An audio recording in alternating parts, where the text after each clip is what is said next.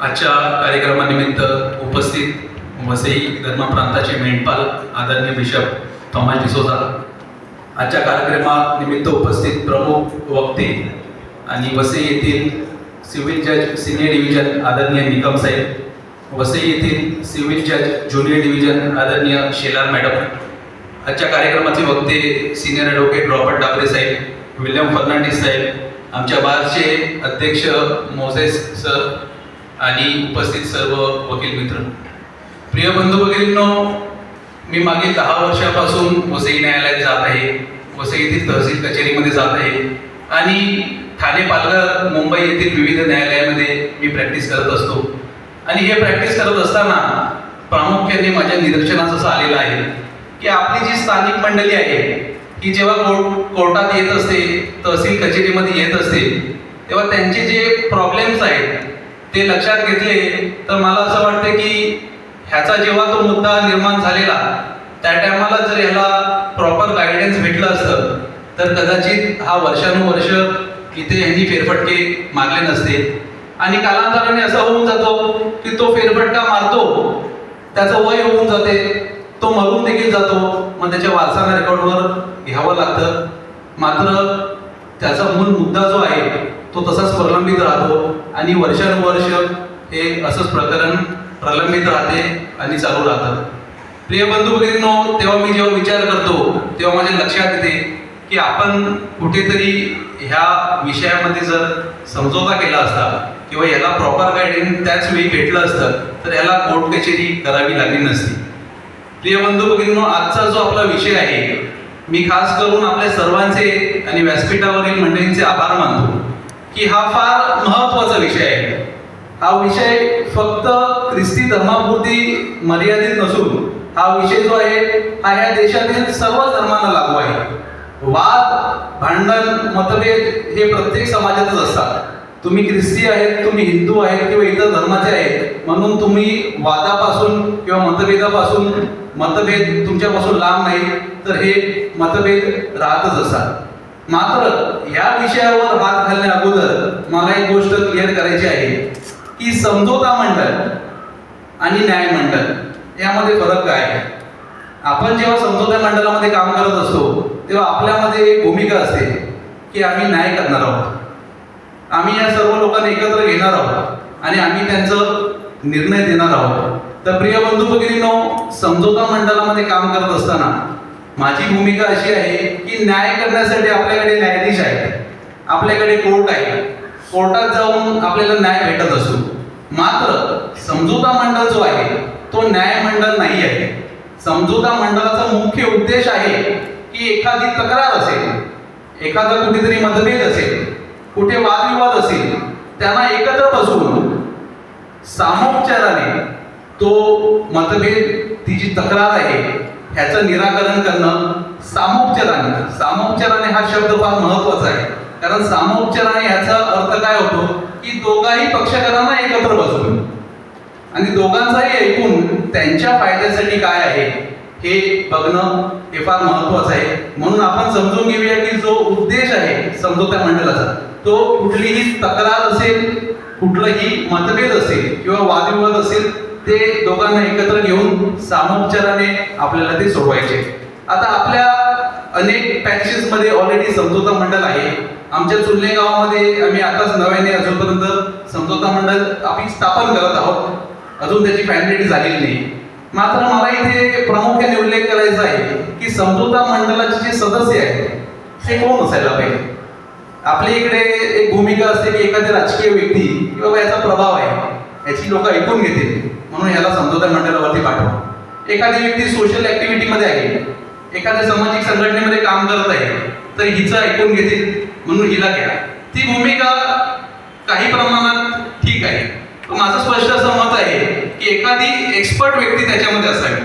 Expert व्यक्ती म्हणजे कोण, तर जी व्यक्ती सोशल वर्क मध्ये काम करत आहे, मात्र काम करत असताना त्या सोशल वर्क बाबत त्यांनी सोशल वर्कची डिग्री घेतलेली आहे, ज्या रोज त्याच कामामध्ये काम करत असतात अशी व्यक्ती, एक्सपर्ट व्यक्ती त्याच्यामध्ये असायला पाहिजे. आणि जी आपली कमिटी आहे त्या कमिटीचं फॉर्मेशन हे बॅलन्स पाहिजे.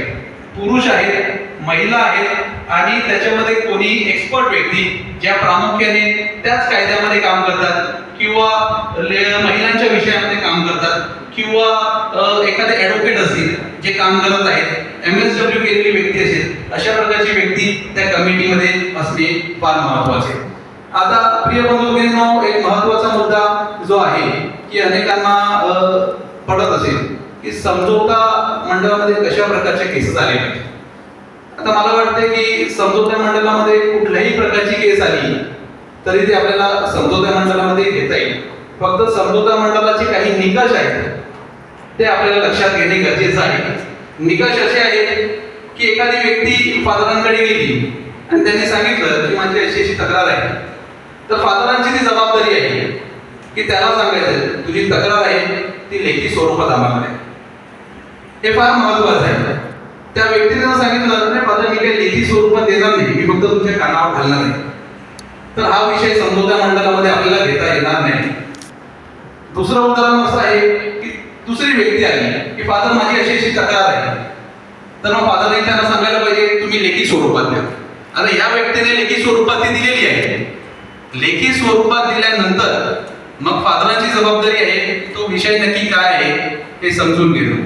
फादरांनी तो विषय समजून घेतल्यानंतर त्यांनी समझोता मंडळ जो त्यांनी स्थापन केलेला आहे या समझोता मंडळासमोर तो विषय ठेवायचा आहे. समझोता मंडळ त्यावर चर्चा करेल आणि एक मेसेज त्या समोरच्या पक्षकारांना तो पाठवत असतो. समोरच्या पक्षकारांना मेसेज केल्यानंतर समोरच्या पक्षकारांनी सांगितलं आम्हाला समझोता करायचा नाही.